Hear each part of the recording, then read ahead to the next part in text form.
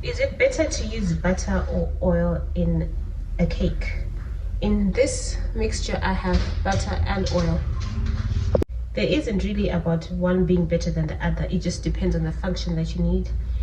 I sometimes mix half oil and half butter in my recipe, which I have done for this cake that I'm baking. And oil is good in chocolate cakes when you get that nice fluffy texture. And butter has its uses. So it's not about being better than the other. And sometimes you can actually substitute butter for oil with the same amounts. But sometimes you need to slightly reduce it because you have a very oily cake. But this also depends on the flour that you use.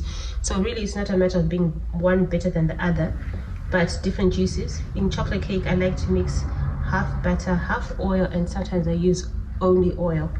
But in sponge cakes, I now like to use half butter and half oil because they make them light, fluffy, and a bit more moist. Thanks for watching, and see you again in the next video.